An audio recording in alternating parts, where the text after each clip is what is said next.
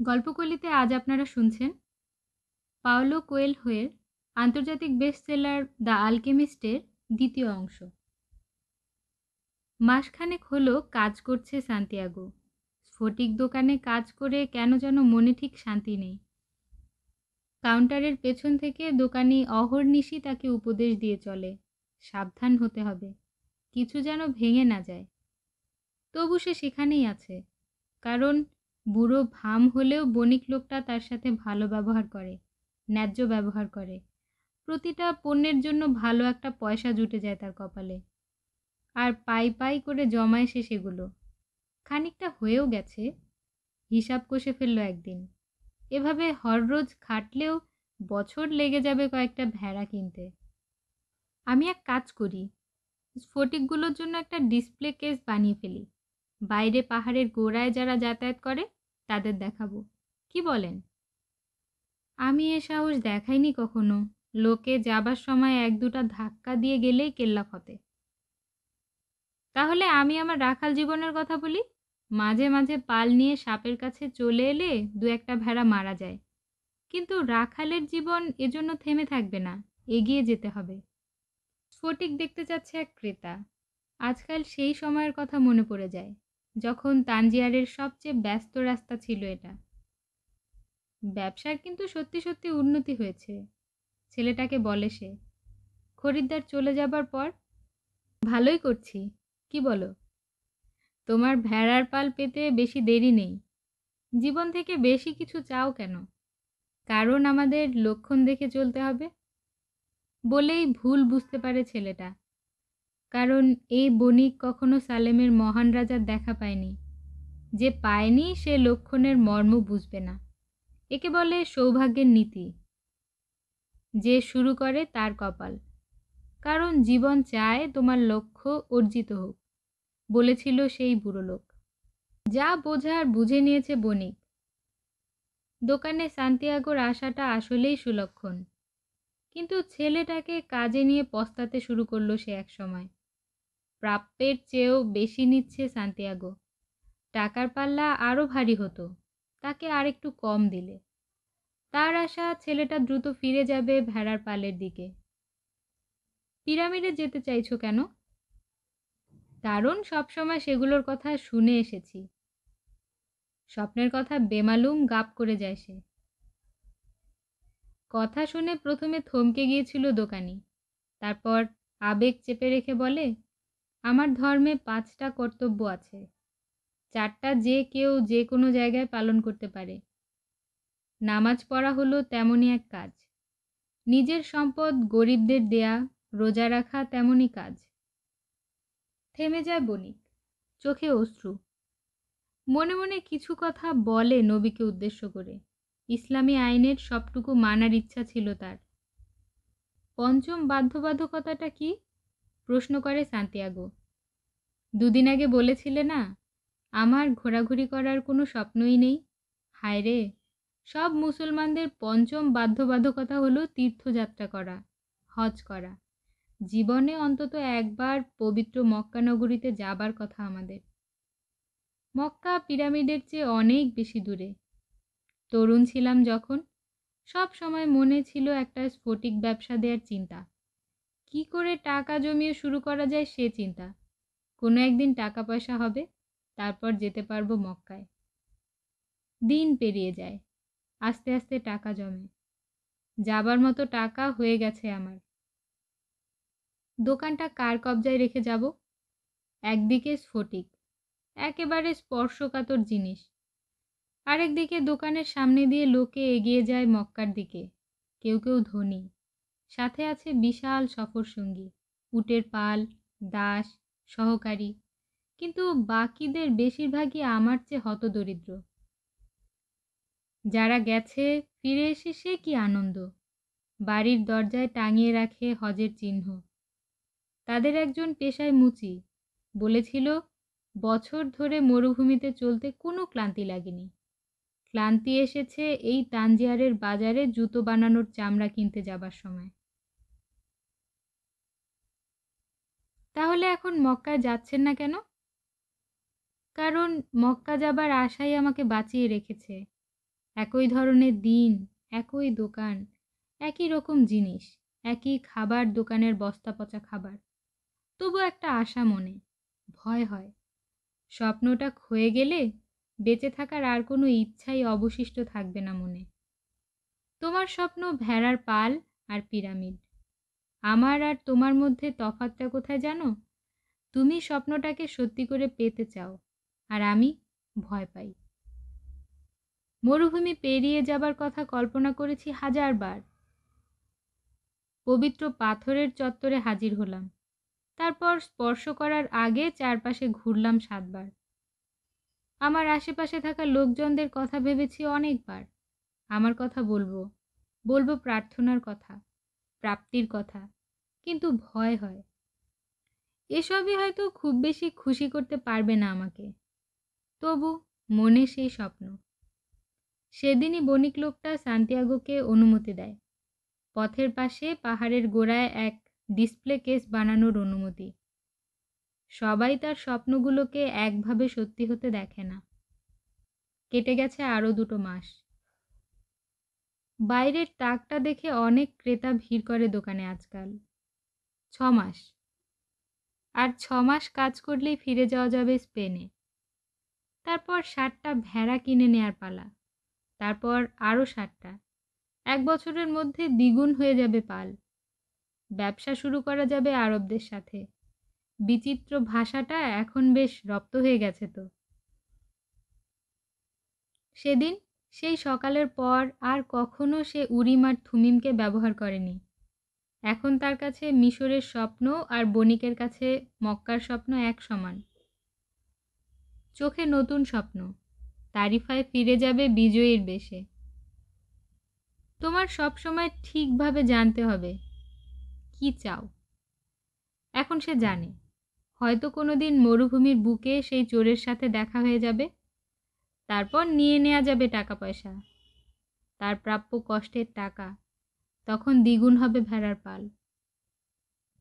Santiago নিজেকে নিয়ে গর্বিত, কাজ করে আনন্দ পায় আজকাল। শিখেছে অনেক নতুন ব্যাপার, কি করে স্ফটিকের কাজ করতে হয়, কি করে কথা বলতে হয় শব্দ ছাড়া, কি করে চিনতে হয় লক্ষণ। এক বিকেলে সে পাহাড়ের ওপর এক লোকের দেখা পায়। লোকটা আক্ষেপ করে বলছে যে এখানে এত কষ্ট করে ওঠার পর পান করার মতো কোনো কিছুই নেই। লক্ষণ ঠিক ঠিক ধরে ফেলে সান্তিয়াগো। পরদিনই সে বলে বসে যে পাহাড়ে চড়তে আসা লোকজনদের জন্য চা বিক্রি করা ভালো হতে পারে। আশেপাশে অনেক দোকানে চা বিক্রি হয়, তাহলে আমরা স্ফটিকের কাপে বিক্রি করব। চা ভালো লাগবে তাদের, ভালো লাগবে গ্লাসগুলো। যদি কিনে নেয় তোফা। সৌন্দর্য সবসময় মানুষকে গলিয়ে ফেলে। কোনো সাড়া নেই বণিকের দিক থেকে, কিন্তু সে বিকালে নামাজ পড়ে দোকানের ঝাঁপ ফেলে ডাকে ছেলেটাকে। এগিয়ে দেয় ধূমপানের বিচিত্র সরঞ্জাম, যাকে আরবিতে হুকা বলা হয়। তুমি আসলে কি খুঁজছো? আগেই বলেছি, আগে ফিরে পেতে হবে ভেড়ার পাল, তারপর টাকা, তারপর বাকি কাজ। হুকোতে আরও কিছু কয়লার টুকরো দিয়ে কষে দম দেয় দোকানি। 30 বছর ধরে দোকান চালাই আমি, এই একই দোকান। স্ফটিকের নারী নক্ষত্র আমার হাতের তালুতে। এখন স্ফটিকে করে চা বিক্রি করলে দোকানের পসার বাড়বে, কোনো সন্দেহ নেই। তখন জীবনের ধারাটা বদলে নেওয়া যাবে। তাহলে ভালো না? আমি সব দেখে শুনে যা যেমন আছে তা তেমন দেখে অভ্যস্ত হয়ে পড়েছি। কিন্তু এগিয়ে গেছে বন্ধুরা, কেউ হয়েছে ব্যাংক ডাকাত, কেউ ডাকাতির শিকার, বাকিরা উন্নত। সবসময় ভাবতাম আমার কপাল মন্দ, আসলে তা নয়। আমি দোকানটাকে সারা জীবন এ আকারেই দেখতে চেয়েছিলাম, তাই বাড়েনি। পরিবর্তনকে ভয় পাই কারণ জানি না পরিবর্তনের পর কি আসবে। যেমন আছি তেমন থাকতেই অভ্যেস ধরে গেছে একেবারে। কি আর বলা যায় এই কথার পিঠে? বুড়ো দোকানদার বলে চলেছে এক নাগারে, আমার জীবনে তুমি এক আশীর্বাদ। আজ এমন সব জিনিস দেখতে পাই যা আগে দেখতাম না, মানে বুঝতাম না। যে আশীর্বাদকেই তুমি অবজ্ঞা করবে সেটা হয়ে যাবে অভিশাপ। এখন সব বুঝি। সেই সাথে বেড়েছে হতাশা। বুঝতে পারছি আসলে আমি পরিবর্তন চাই না, সেটা কষ্ট দেয় খুব। তারিফার কোনো এক রুটিওয়ালার জীবনের সাথে মিলে যাচ্ছে কাহিনী। নেমে যাচ্ছে সূর্য, চলছে ধূমপান, তাদের কথা চলে আরবিতে। আর ছেলেটা সেজন্য গর্বিত। একসময় মনে হতো দুনিয়ায় যা শিখে নেয়ার শেখা যাবে ভেড়ার কাছ থেকে, কিন্তু আরবি, আসলে ভেড়ারা খুব বেশি কিছু শিখাতে পারবে না। তাদের লক্ষ্য শুধু খাবার আর পানীয়। তুমি বরং তার জীবন থেকে এমনি এমনি নিজে নিজে কিছু শিখে নিতে পারবে। মাকতুব, অবশেষে বলে বণিক। কথাটার মানে কি? মানে বুঝতে হলে তোমাকে জন্মাতে হবে আরবে। তোমার ভাষায় মোটামুটি বলা চলে কথাটা লেখা ছিল। তারপর হুকা থেকে কয়লা সরাতে সরাতে মৃদুভাবে সান্তিয়াগোকে জানায় সে, চা বিক্রি করা যায়, বিক্রি করবে সে। সবসময় নদী বেঁধে রাখা কাজের কথা নয়। পাহাড় চূড়ায় উঠে গেছে লোকটা, চরম ক্লান্তি দুজনের সারা গায়ে। তারপর সেখানে যখন স্ফটিকের এক দোকান দেখতে পায় দারুণ চা পাওয়া যায়, পান করতে যায় তারা। কি সুন্দর দামি স্ফটিকের গ্লাসে দেয়া হচ্ছে সামান্য চাটুকু। আমার স্ত্রী কখনো এসব ব্যবহারের কথা ভাবেনি। লোকটা সে সন্ধ্যা কাটায় স্ফটিক ব্যবসায়ীর সাথে, সেই সাথে কিনে নেয় অনেকগুলো স্ফটিকের পাত্র। দ্বিতীয় জনের মত ভিন্ন, চা চাই, স্ফটিকে দাও আর যেখানেই দাও। তৃতীয় জন বলে, প্রাচ্যে স্ফটিকে করে চা দেয়া চূড়ান্ত সৌজন্য আর সৌভাগ্যের প্রতীক। জাদুর শক্তি আছে স্ফটিকে। বাতাসের বেগে ছড়িয়ে পড়ে কথাগুলো। লোকে শুধু দোকান আর দোকানের নতুন কায়দা দেখার জন্য উঠে আসে। যে দোকানের স্ফটিক এত সুন্দর, সেখানে চা তো ভালো হবেই। অন্য দোকানগুলো আস্তে আস্তে একই পথ ধরে। স্ফটিকের বিক্রি বেড়ে যায় বহুগুণে। একই সাথে তাদের কেউ তো আর পাহাড়ের চূড়োয় নেই। আস্তে আস্তে আরও দুজন কর্মচারী ভাড়া করতে হয় বণিককে। কত চা আর কত স্ফটিক যে কিনতে হয় তাকে, লেখাজোকা নেই। কেটে যায় মাসের পর মাস। সূর্যাস্তের আগেই জেগে ওঠে ছেলেটা। আফ্রিকায় আসার পর পাকা 11 মাস 9 দিন কেটে গেছে। সাদা লিলেনের লম্বাটে আরবি পোশাক পরে নেয় সে। শুধু আজকের দিনের জন্য কিনে আনা পোশাক। উটের চামড়া দিয়ে বেঁধে নেয় মাথার রুমালটা। নতুন চপ্পল পায়ে দিয়েই নিঃশব্দে নেমে আসে সিঁড়ি বেয়ে। এখনো ঘুমে কাতর পুরো শহর। কয়েকটা স্যান্ডউইচ বানিয়ে খেয়ে নেয় গরম গরম চা, স্ফটিকের পাত্রে করে। তারপর বসে পড়ে হুকা নিয়ে। সূর্যের আলো পড়ছে যে দরজায়, সেখানে। কোনো দিকে খেয়াল নেই তার। মরুর বাতাস ঝাপটা মারে চোখে মুখে। ধূমপান শেষ হলে হাত ঢোকায় পকেটে। কি তুলে আনবে সেখান থেকে ভেবে পায় না। বসে থাকে কয়েক মিনিট। বেরিয়ে আসে একতারা টাকা। 120টা ভেড়া কিনে নেয়ার মতো টাকা। ফিরে যাবার ভাড়া, আফ্রিকা থেকে জিনিসপাতি নিজের দেশে আনা নেয়ার ব্যবসা করার ছাড়পত্র নেয়ার টাকা। উঠে এসেছে বণিক। দুজনে মিলে আরও একটু চা পান করে। চলে যাচ্ছি আজ। অবশেষে বলে ওঠে সান্তিয়াগো, ভেড়া কেনার টাকা হয়ে গেছে, মিশরে যাবার টাকা হয়ে গেছে। কোনো জবাব নেই বয়সী লোকটার কণ্ঠে। আশীর্বাদ করবেন না? অনেক সহায়তা করেছেন আমাকে। এখনো লোকটা চা তৈরি করছে, জবাব দেয় না কোনো কথার। অবশেষে ফিরে তাকায়। আমি তোমাকে নিয়ে গর্বিত। দোকানের হালচাল পাল্টে দিয়েছো তুমি, কিন্তু আসলে আমি তো মক্কায় যাব না। যেমন তুমিও জানো কিনে আনা হবে না ভেড়ার পাল। কে বলেছে এসব কথা? মাকতুব। অবশেষে সান্তিয়াগো আশীর্বাদ পায়। তিনটা বোঝা নিয়ে ঘুরে দাঁড়ায় সে পুরনো পাউচটার দিকে। তুলে নেয় সেটা। তারপর পুরনো ভারী জামাটা নিতে নিতে ভাবে, পথে কাউকে দিয়ে দেয়া যাবে। এবং ভারী জামার ভিতর থেকে বেরিয়ে আসে উরিম আর থুমিম, পড়ে যায় মাটিতে। মনে পড়ে যায় বুড়ো লোকটার কথা। পাক্কা একটা বছর পেরিয়ে গেল, ভুলেই গিয়েছিল। সব ভুলে টাকার চিন্তা আর কঠিন পরিশ্রম। স্পেনে ফিরে যাবে সে, কিনবে ভেড়ার নতুন পাল। কখনো স্বপ্ন দেখা ছেড়ে দিও না, বলেছিল সালেমের রাজা। অনুসরণ করো ভালো লক্ষণগুলোকে। পাথর দুটাকে কুড়িয়ে নিতে নিতে ভাবে সে 1 বছর ধরে খেটেছে, এখন ফিরে যাবার ইঙ্গিত দিল উরিম আর থুমিম। আগে যা করে এসেছি সেসব করতেই ফিরে যাচ্ছি আমি। যদিও ভেড়ার পাল আমাকে আরবি শেখাতে পারবে না, তবু ফিরে যাচ্ছি। কিন্তু আরও গুরুত্বপূর্ণ একটা ব্যাপার শিখিয়েছে ভেড়ার পাল। বিশ্বে কথার উপরেও একটা ভাষা আছে, যে ভাষা দিয়ে সে দোকানটাকে উঠিয়ে দিল অনেক উপরে। ভালোবাসার প্রত্যয় নিয়ে গড়ে ওঠা ভাষার নাম উৎসাহ। আকাঙ্ক্ষিত কিছু পাওয়ার চেষ্টা করার ভাষা। এখন তানজিয়ার কোনো অচেনা শহর নয়, হয়তো পৃথিবীটাকেও এভাবে পরিচিত করে নেওয়া যাবে। যাবে জয় করা। যখন তুমি কিছু পাবার চেষ্টা করো, পুরো সৃষ্টি জগৎ ফিসফাস শুরু করে দেয় তোমাকে তা পাওয়ানোর জন্য, বলেছিল বয়সী রাজা। কিন্তু সে তো ডাকাতির কথা বলেনি, বলেনি অন্তহীন মরুভূমির কথা, সেসব মানুষের কথা যারা নিজের স্বপ্নটাকে চেনে, বাস্তবে রূপ দিতে চায় না।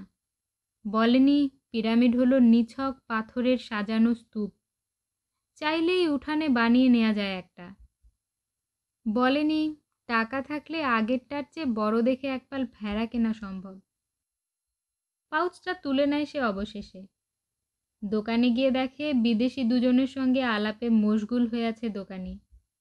দুজন ক্রেতা চায়ের কাপে চুমুক দিচ্ছে। এত সকালে এমন ভিড় সাধারণত জমে ওঠে না। যেখানে দাঁড়িয়েছিল সেখান থেকে এই প্রথম খেয়াল করলো বয়সী সেই রাজার চুলের সাথে বুড়ো দোকানের চুলের অনেক মিল।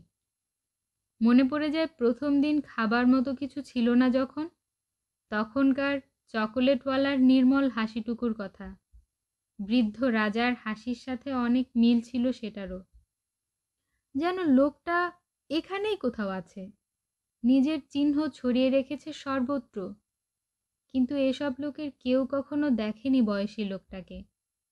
অন্যদিকে কেউ যখনই নিজের লক্ষ্য স্থির করে নিতে চায়, দেখা দেয় সেই বয়সী রাজা, নানা রূপে নানাভাবে।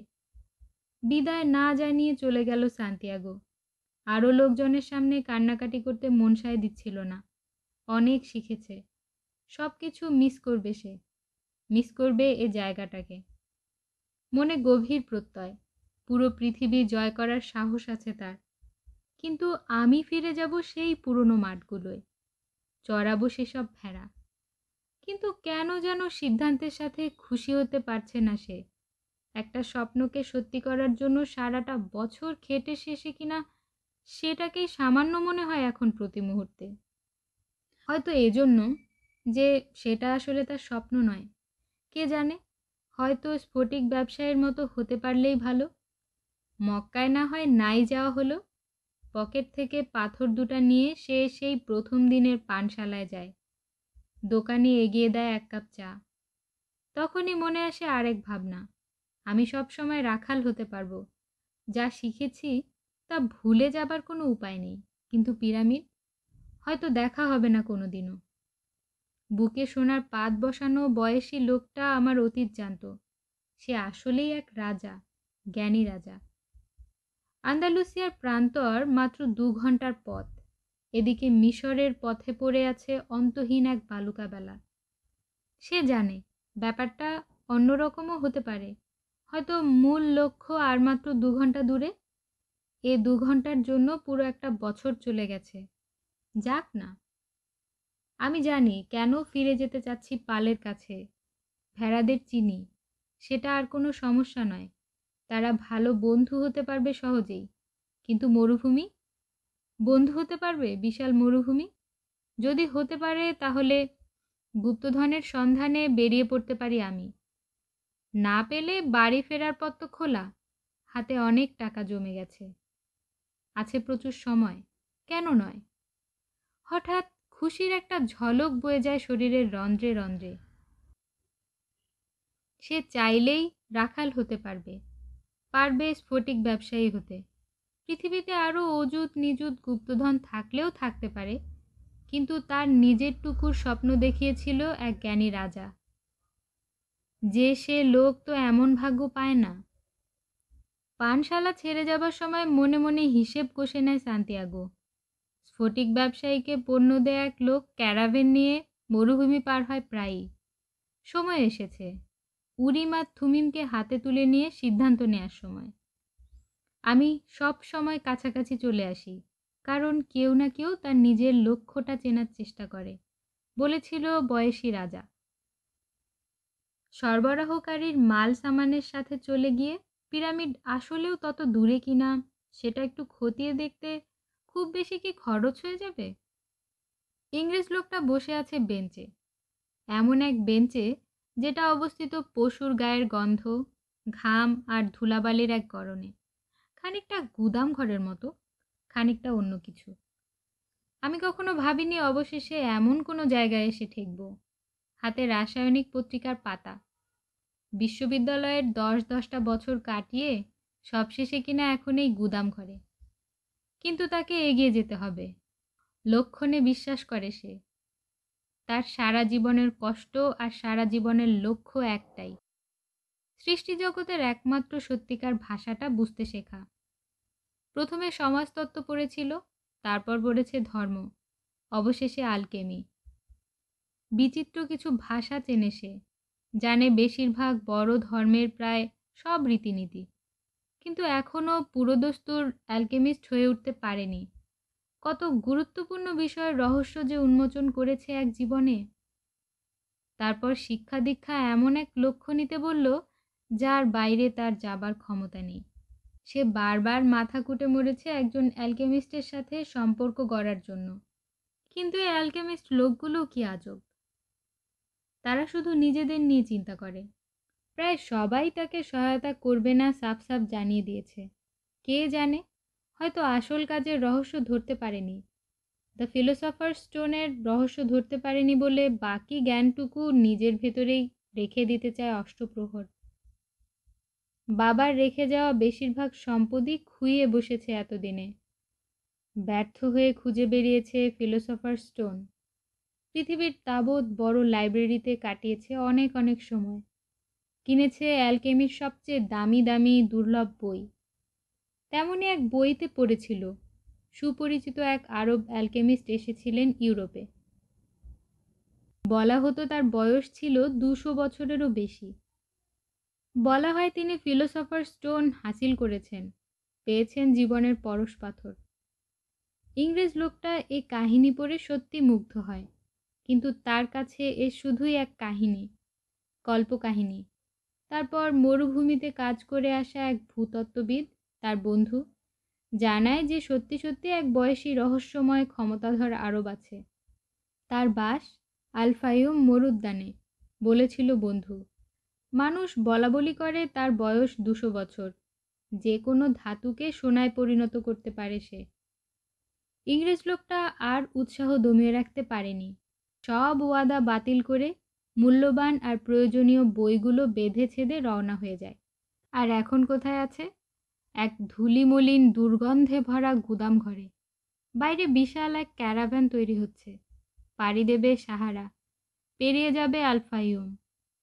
আমাকে সেই মরার আলকেমিস্টের দেখা পেতেই হবে, ভাবে ইংরেজ লোকটা। এখন আর পশুর গায়ের গন্ধে গা গুলিয়ে দেয় না। এক কম বয়সী আরব উঠে এলো তার পাশে। কোথায় যাচ্ছেন আপনি? প্রশ্ন করে তরুণ আরব। মরুভূমির ভেতরে যাচ্ছি, বলেই ইংরেজ চোখ ফিরিয়ে নেয়। বই পড়তে হবে তাকে। এখন কথা বলতে মোটেও ইচ্ছে করছে না। এখন শুধু বছরের পর বছর ধরে শেখা বিষয়গুলো ঝালিয়ে নেওয়ার পালা। আলকেমিস্ট কি একটু বাজিয়ে দেখবে না? আলবৎ দেখবে। তরুণ আরবও বের করে নেয় একটা বই, তারপর পড়তে থাকে এক মনে। বইটা স্প্যানিশে লেখা। ভালোই তো, ভাবে ইংরেজ। সে আরবির চেয়ে স্প্যানিশ ভালো বলতে পারে। আর যদি ছেলেটা আল-ফাইয়ুমে যাবার জন্য উঠে থাকে, তাহলে আর কোনো কাজ না থাকলে কথা বলার মতো কাউকে পাওয়া যাবে। অবাক ব্যাপার, বলল ছেলে, বইটাকে ঝোলার ভেতর কবর দিতে দিতে। 2 বছর ধরে বই শেষ করার তালে আছি, আর কয়েক পাতার বেশি যেতেই পারি না। আর যদি একজন রাজা এখানে নাক না গলাতো, তাহলে সে থোড়াই পরোয়া করে এমন সব বইয়ের। সিদ্ধান্তের ব্যাপারে তার মনে এখনো কিছু টানা নানা আছে। একটা ব্যাপার বোঝা সহজ, সিদ্ধান্ত নেওয়া আসলে কাজের শুরু মাত্র। সিদ্ধান্তটা নেওয়া হয়ে গেলে লোকে আসলে তীব্র খরস্রোতা নদীতে ঝাঁপিয়ে পড়ে। তারপর সে স্রোত তাকে কোথায় কোন গন্তব্যে নিয়ে যাবে তা কেউ জানে না। সিদ্ধান্ত নেওয়ার মুহূর্তে জানার প্রশ্নই ওঠে না। প্রথমে চাইলাম গুপ্তধন খুঁজে বের করতে, কে জানতো তখন কাজ করতে হবে স্ফটিকের দোকানে। এ বহরে ঢুকে তো গেলাম, তারপর কোথায় যাবে কে জানে। পাশে বসে আছে এক ইংরেজ, এক মনে বই পড়ছে। লোকটার খুব বেশি বন্ধুত্বপূর্ণ মনোভাব নেই। সান্তিয়াগো ঢোকার সময় কি বিরক্ত হয়ে তাকিয়েছিল, তবু বন্ধুত্ব পাতানোর বাকি আশাটা ডুবিয়ে দেয় ইংরেজের একমনে বই পড়ার দৃশ্য। বই রেখে দিয়ে ভালোই করেছে সে। এ লোকের মতো দেখানোর দরকার কি? উরিম আর থুমিমকে নিয়ে খেলা শুরু করে সে। অবাক চোখে একটু তাকিয়েই চিৎকার করে ওঠে অপরিচিত লোকটা, উরিম আর থুমিম! এক ঝলক যেতে না যেতেই পকেটে চালান করে দেয় ছেলেটা জিনিসগুলোকে। বিক্রির জন্য নয়, গম্ভীর সুরে বলে। খুব বেশি দামি কিছুও নয়, পাল্টা জবাব ছড়ে ইংরেজ। পাথুরে স্ফটিকের তৈরি। পৃথিবীতে অযুত নিযুত পাথুরে স্ফটিক আছে অগুন্তি, কিন্তু এসব জিনিস যে চেনে সে উরিম আর থুমিমও চিনবে। জানতাম না জিনিসগুলো পৃথিবীর এ অঞ্চলে। আমাকে এক রাজা উপহার দিয়েছিলেন। কোনো জবাব নেই অচেনা লোকটার মুখে, বরং পকেট হাতড়ে একই রকম দেখতে দুটো পাথর বের করে। কি বললে? রাজা? জানি, ভাবছো আমার মতো ছেলের সাথে রাজা কোন দুঃখে কথা বলতে যাবে? আমি তো রাখাল ছেলে। না না, এক রাজাকে প্রথম দেখতে পায় রাখাল ছেলেরাই। বাকি দুনিয়া যখন তাকে অস্বীকার করে তখনও। তার কথা থামে না। কে জানে, ছেলেটা হয়তো মর্ম ধরতে পারবে না। বাইবেলে লেখা আছে, এই বইতেই প্রথম উরিম আর থুমিমের ব্যাপারে জানতে পারি। ঈশ্বর শুধু এই রূপগুলোকেই ঐশ্বরিক হিসেবে মর্যাদা দিয়েছিলেন। যাজকরা সোনার বুক পাতে রেখেছিল পাথরগুলোকে। হঠাৎ এখানে বদ্ধ গুদাম ঘরে থাকার ব্যাপারটা ভালো লাগতে শুরু করে ছেলেটার। কে জানে, হয়তো এটা কোনো লক্ষণ। প্রায় চিৎকার করে ওঠে ইংরেজ। লক্ষণের ব্যাপারে কে বলেছিল তোমাকে? জীবনের প্রতিটা ব্যাপারই কোনো না কোনো লক্ষণ। হাতের বৈজ্ঞানিক পত্রিকাটা বন্ধ করতে করতে বলে ইংরেজ লোকটা। একটা মহাজাগতিক ভাষা আছে, যে ভাষা সবাই বোঝে, কিন্তু ভুলে গেছে। আমি সেই মহাজাগতিক ভাষার সন্ধানে বেরিয়েছি আরও কিছু ব্যাপারের খোঁজে। এজন্যেই আসা। এ মহাজাগতিক ভাষার ব্যাপারে জানে এমন কাউকে খুঁজতে এলাম একজন অ্যালকেমিস্টকে খুঁজতে। বাইরে আওয়াজ উঠলে কথা থেমে যায়। এক ইয়া মোটা আরব বলে ওঠে, তোমাদের কপাল ভালো দুজনেরই, আজ বহর ছেড়ে যাচ্ছে আলফাইউমের দিকে। কিন্তু আমি তো মিশরে যাব। আলফাইউম মিশরেই। বিরক্ত হয় আরব। তুমি আবার কোন ধারার আরব মিয়া? এটা সৌভাগ্যের লক্ষণ।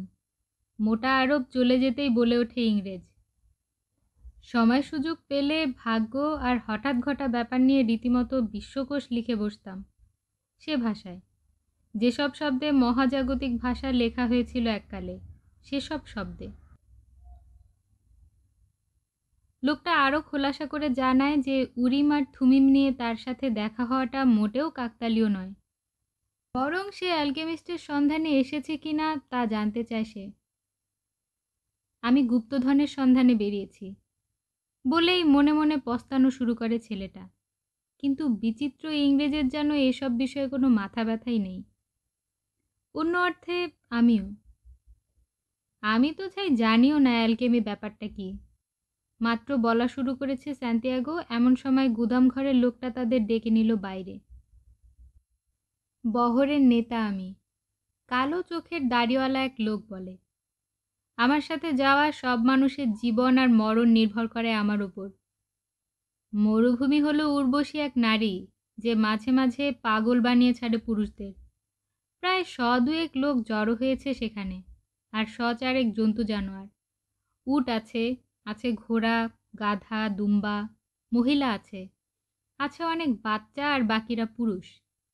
কোমরের খাপে তলোয়ার, কাঁধ থেকে বন্দুক ঝুলছে। ভালো কলরব উঠল চারধারে। দাড়িওয়ালা লোকটা কথাগুলো সবাইকে বারবার শোনায়। জাত বিজাতের মানুষ আছে এখানে, এক একজনের দেবতা এক একজন। কারো ঈশ্বরের সাথে কারোটা নাও মিলতে পারে, কিন্তু আমি মাত্র একজন ঈশ্বরের সেবা করি, আর তিনি আল্লাহ। আল্লাহর নামে শুরু করছি, জানিয়ে দিচ্ছি মরুর বুকে জিতে যাবার সব ধরনের চেষ্টা করব আমার তরফ থেকে।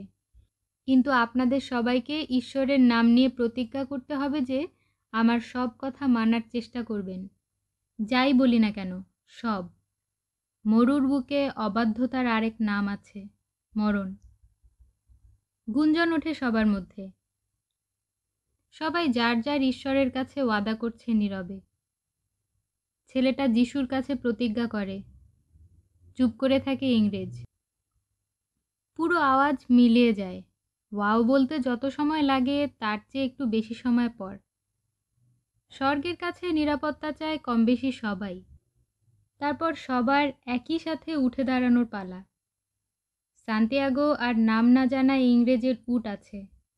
অনিশ্চয়তা মনে নিয়ে উঠে পড়ে তারা জন্তুগুলোর পিঠে।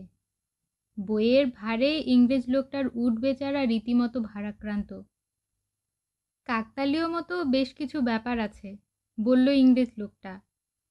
কথা যেখানে ফুরিয়ে গিয়েছিল সেখান থেকে শুরু করছে সে। আমি এসেছি অন্য কারণে। এক বন্ধু বলল বয়স্ক আরবের কথা, যে কিনা চলতে শুরু করেছে ক্যারাভ্যান। এখন আর ইংরেজের কথা শোনা যায় না। সান্তিয়াগোর মনে অন্য ভাবনা। রহস্যময় এক শিকল সবাইকে বেঁধে রাখে আষ্টে পৃষ্ঠে। সে শিকলি টেনে নেয় তাকে আফ্রিকার কাছাকাছি এক শহরে, যেখানে দেখা হয় অবাক করা রাজার সাথে। বাবার দেয়া টাকা কড়ির মাধ্যমে পাওয়া ভেড়ার পাল বিকিয়ে দেয় সে। তারপর চলে আসে আরেক মহাদেশে।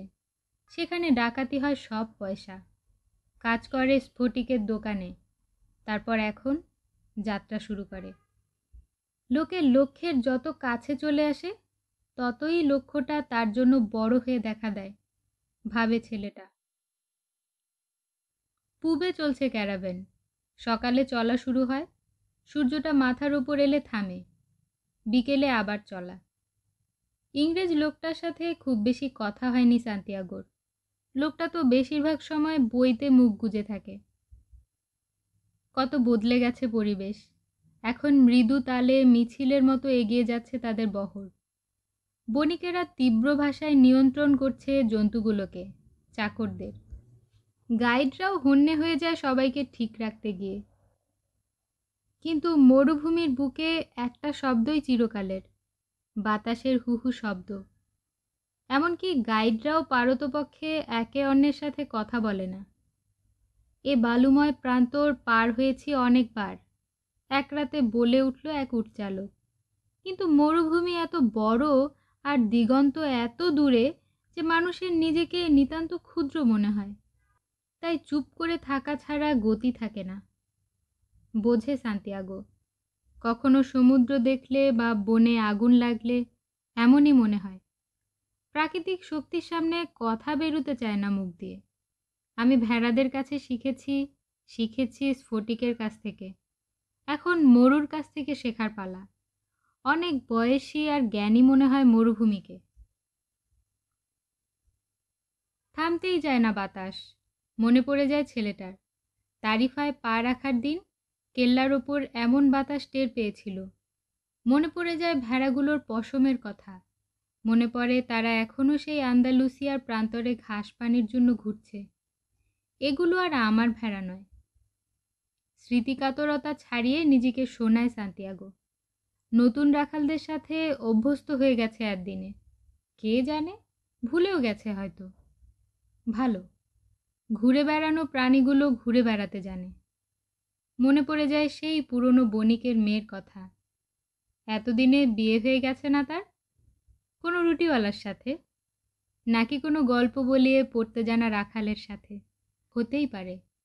সে ছাড়া এমন আরও রাখাল থাকতেই পারে। তারা হয়তো তার মতোই মহাজাগতিক ভাষার ব্যাপার একটু আধটু বুঝতে পারে।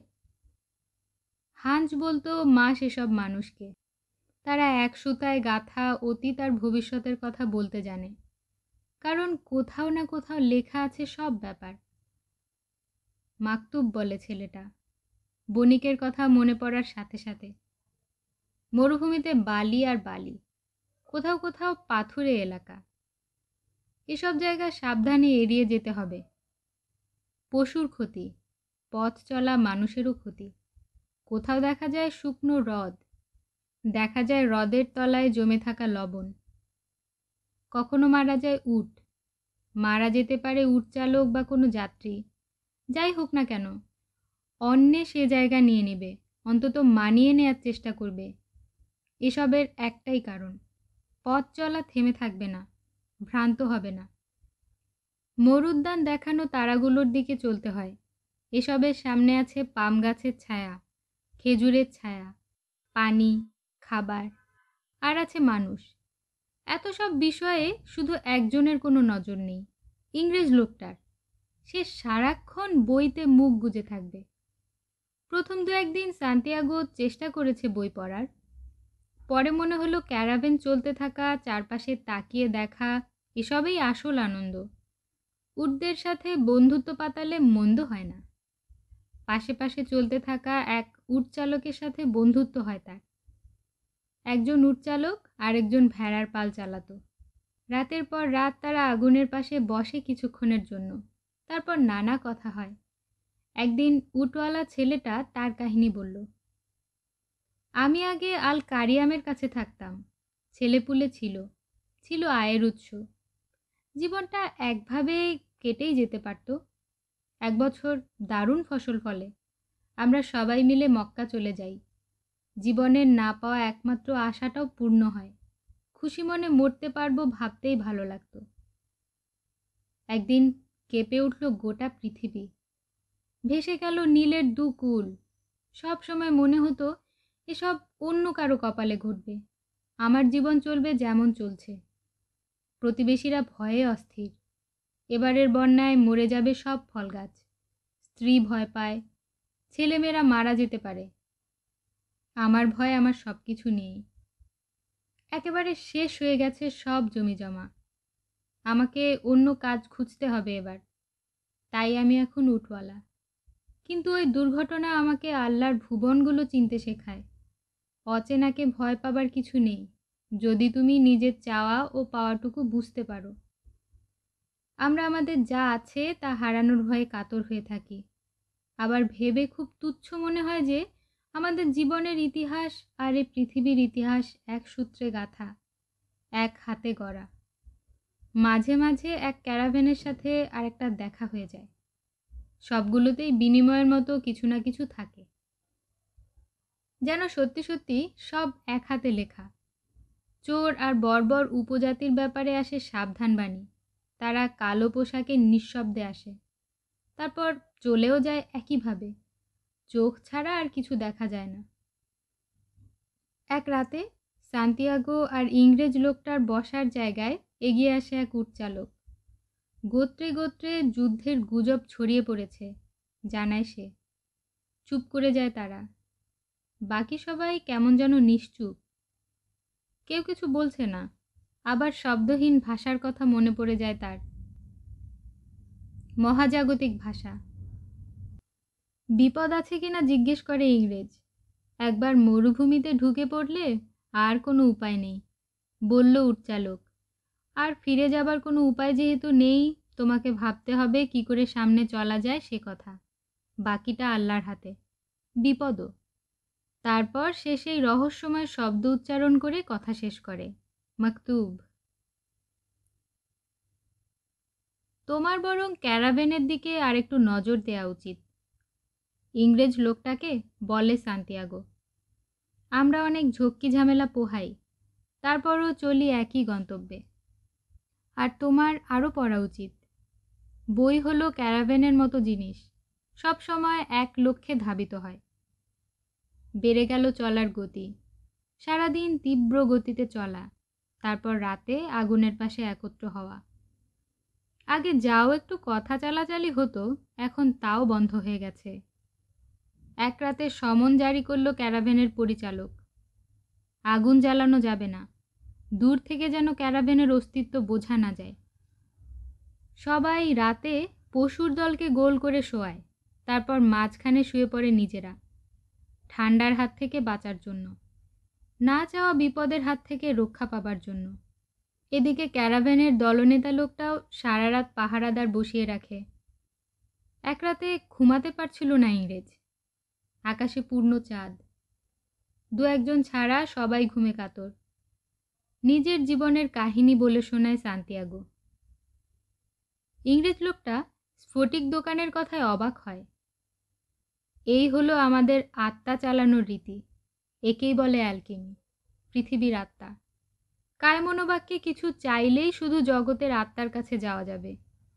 শক্তিটা সবসময় সহায়তাপূর্ণ। পৃথিবীর বুকে এই যে মানুষ, পশু, এমনকি শাকসবজির আত্মা যেমন আছে, তেমনি আছে ভাবনার হৃদয়। আমরা সে আত্মার অংশ বলেই এর অস্তিত্ব ঠিক ধরতে পারি না। স্ফটিকের দোকানে কাজ করার সময় তুমি হয়তো টের পেয়েছ যে টুকরোগুলো সহায়তা করছে তোমাকে। একটু ভাবে সান্তিয়াগো, তারপর চোখ তুলে বলে, মরুভূমি পেরিয়ে যাবার পথে আমি এক মনে ক্যারাভ্যান দেখেছি। ক্যারাভ্যান আর মরু দুজনেই এক ভাষায় কথা বলে, না হলে মরুভূমি তাকে পেরিয়ে যাবার অনুমতি দিত না। প্রতি মুহূর্তে ক্যারাভ্যান সময়ের ব্যাপারে জিজ্ঞেস করে। যদি সময় হয়ে থাকে আমরা এগিয়ে যাব সামনে, মরুদ্যানের দিকে। যদি কেউ এ ক্যারাভ্যানে শুধু ব্যক্তিগত সাহস নিয়ে যোগ দিয়ে থাকে, তো এ যাত্রা কতটা কষ্টের হবে সেটাও তাদের জানা থাকা দরকার। চাঁদের দিকে তাকিয়ে তারা দাঁড়িয়ে থাকে। এ হলো লক্ষণের জাদু। আমি খেয়াল করেছি কি করে গাইডরা লক্ষণ বিচার করে, কি করে কথা বলে মরুর হৃদয়ের সঙ্গে। ইংরেজ লোকটা বলল, আমার তাহলে ক্যারাভ্যানের দিকে আরো নজর দেয়া দরকার, আর আমার চেখে দেখা দরকার তোমার বইগুলো। বইগুলো আসলেই আজব ধরনের। সেখানে পারদের কথা আছে, আছে লবণের কথা, একই সাথে আছে ড্রাগন আর রাজাদের কথাও। সে সবটুকু বুঝে উঠতে পারে না। বইতে শুধু একটা ধারণা ভালোভাবে দেয়া আছে, তা হলো সব আসলে এক শক্তিতে গঠিত। আরেক বই দেখে জানতে পারল অ্যালকেমির সাহিত্যে মাত্র কয়েকটা বাক্যের রাজত্ব। এ হলো এমারাল্ড ট্যাবলেট। সান্তিয়াগোকে কিছু শেখানোর ইচ্ছে আছে তার। তাহলে আর এত বইয়ের দরকার কি, যেন আমরা ওই সামান্য কয়েক ছত্র বুঝে উঠতে পারি। বিখ্যাত অ্যালকেমিস্টের কথা আছে বইগুলোতে, সেটাই তাকে সবচেয়ে বেশি টানে। এই মানুষগুলো অদ্ভুত। ল্যাবরেটরিতে ধাতুর শুদ্ধতা নিয়ে তাদের পুরো জীবন উৎসর্গ করে দেয়। তারা বিশ্বাস করে যে একটা ধাতুকে অনেক বছর ধরে তাপ দিলে সে তার নিজের সমস্ত গুণ ছেড়ে দেবে। তখন যা বাকি থাকে তাই হলো জগতের আত্মা। জগতের এই আত্মাই জগতের যে কোনো ব্যাপার বুঝতে তাদের সহায়তা করে। এই আবিষ্কারকে তারা আসল কাজ নাম দেয়, আংশিক তরল আর আংশিক কঠিন। ভাষাটা বোঝার জন্য তুমি কি শুধু মানুষ আর লক্ষণের দিকে তাকিয়ে থাকতে পারো না? একদিন ধুম করে প্রশ্ন ছুড়ে দেয় সান্তিয়াগো। সবকিছু সরল করে ফেলার একটা রোগ ধরে গেছে তোমার। অ্যালকেমি খুব স্থির একটা বিষয়, খুব সিরিয়াস। আসল কর্তারা যেভাবে করে গেছেন সেভাবে প্রতিটা ধাপ মেনে চলতে হবে। সে জানতে পারে আসল কর্তাদের করা কাজের তরল অংশটুকু হলো জীবনের অমৃত। সব রোগ সারিয়ে দিতে পারে এটা। অ্যালকেমিস্টরা এসব ব্যবহার করেই মারা যাওয়া ঠেকিয়ে রাখে। আর কঠিন অংশটার নাম ফিলোসফার স্টোন। ফিলোসফার স্টোন পাওয়া কিন্তু মুখের কথা না। অ্যালকেমিস্টরা ল্যাবরেটরিতে বছরের পর বছর সময় ব্যয় করেছে, চোখ রেখেছে আগুনের প্রতি, ধাতুর প্রতি। আগুনের কাছে এত বেশি সময় কাটিয়েছে যে আস্তে আস্তে তাদের ছেড়ে দিতে হয় দুনিয়া, সব ধরনের রীতি রেওয়াজ। ধাতুর শুদ্ধতা আসলে তাদের শুদ্ধতা হয়ে যায়। ফটিক দোকানি বলেছিল এসব জিনিস পরিষ্কার করাটা ভালো, তাতে সান্তিয়াগোর মনে নাবোধক চিন্তা আসতে পারবে না। আসলে মানুষ নিত্যদিনের কাজে অ্যালকেমির খোঁজ পেতে পারে। এদিকে ফিলোসফার স্টোনের বিচিত্র কিছু কেরামতি আছে। সামান্য একটু রূপাকে অনেক বেশি সোনায় পরিণত করা যায় স্পর্শ করলেই। এসব শুনে শুনে তার মনে স্বপ্ন জাগে, একদিন সেও কাজ করে দেখাবে। স্পর্শ দিয়ে হয়তো সেও আর সব ধাতুকে বানাবে স্বর্ণ। হেলভেসিয়াস, ইলিয়াস, ফুলকেনেলি আর জিবারের মতো তাদের সবাই জীবন কাটিয়েছেন ভ্রমণ করে, কথা বলেছেন জ্ঞানীদের সাথে, অর্জন করেছেন বিচিত্র সব অলৌকিক শক্তি। আর সেই সাথে ছিল পরশ পাথর বা ফিলোসফার স্টোন আর জীবনামৃত। আসল কাজ কিভাবে অর্জন করতে হয় দেখতে হবে সান্তিয়াগোর। সে তাকায় বইতে আর হতাশ হয় গ্রাফ, চার্ট, অঙ্ক আর টেকনিক্যাল কথাবার্তা দেখে। এরা এত জটিল জিনিস বানায় কেন? এক রাতে সান্তিয়াগো জিজ্ঞেস করে ইংরেজকে, যেন যাদের বোঝার দায় পড়েছে তারা বুঝে নেয়। একবার দেখো, সবাই যদি পারদকে স্বর্ণ করতে জানে তাহলে স্বর্ণের দামটা থাকবে কোথায়? কিন্তু শুধু কাগজে কলমে কাজ করলে হবে না, অনেক জানলেও হবে না। হলে আমি চলে আসতাম না এখানে, এ মরুভূমির মধ্যে। একজন সত্যিকার অ্যালকেমিস্টের খোঁজে আছি যে কোডগুলো ভেঙে দেবে। কখন লেখা হয় বইগুলো? অনেক শতক আগে। তখনকার দিনে ছাপাখানা ছিল না। যুক্তি দেখায় ছেলেটা। সবাই যে অ্যালকেমি জানতে পারবে সে আশাতেও ঘুরে বালি। তাহলে কেন শুধু শুধু এত জটিল সব আঁকা আঁকি আর অঙ্ক করেছে? সরাসরি জবাব দেয় না ইংরেজ। গত কয়েকদিন ধরে সে ক্যারাভেন চালানোর রীতিনীতি দেখছে, কিন্তু শিখতে পারেনি নতুন কোনো কিছু। শুধু যুদ্ধের কথায় কিভাবে সাবধান হতে হয় সেটাই শিখে নেয়ার বিষয়। বইটা ইংরেজের কাছে জমা দিতে গেল সান্তিয়াগো। শিখেছো নাকি কিছু? ইংরেজ আসলে যুদ্ধের কথায় অস্থির বোধ করছে। তার মনে হয় অ্যালকেমির মতো মজার বিষয় নিয়ে কথা বললে মনের অস্থিরতা দূর হবে। ছেলেটা বলল, দুনিয়ায় একটা আত্মা আছে। যে আত্মা চিনতে পারে সে বিভিন্ন বিষয়ের ভাষাও চিনতে পারবে। শিখলাম অনেক অ্যালকেমিস্ট তাদের জীবনের লক্ষ্যটা অর্জন করে ফিলোসফার স্টোন আর জীবনের অমৃত নিয়ে। কিন্তু সবচেয়ে বড় কথা হলো এই কথাগুলো এত সরল যে লিখে ফেলা যায় একটা এমারাল্ডের উপর। হতাশ হয় ইংরেজ লোকটা। সারা জীবনের হাড় ভাঙা ল্যাবরেটরির কাজ, শিক্ষা ও গবেষণার প্রণালী, নতুন নতুন প্রযুক্তি, কিছুই রাখাল ছেলেটার ওপর প্রভাব ফেলতে পারে না। হয়তো এজন্য যে তার আত্মা একেবারে আদ্যিকালের। বই নিয়ে সে ব্যাগে পুরে ফেলে। তুমি বরং ক্যারাভেন দেখতে ফিরে যাও। আমি এসব দেখে কিচ্ছু শিখতে পারিনি। ফিরে যায় ছেলেটা। তারপর নিজেকে শোনায়, সবারই নিজের নিজের শিখে নেওয়ার পদ্ধতি আছে। আমারটার সাথে তারটা মিলবে না, কিন্তু দুজনেই জীবনের লক্ষ্য অর্জনের জন্য বেরিয়েছি। শ্রদ্ধা করি তাকে। আজ এ পর্যন্তই। গল্পকলির সাথে থাকার জন্য অসংখ্য ধন্যবাদ। নিয়মিত দেশ বিদেশের গল্প শুনতে আমার চ্যানেলটা সাবস্ক্রাইব করে রাখতে পারেন। ধন্যবাদ সবাইকে।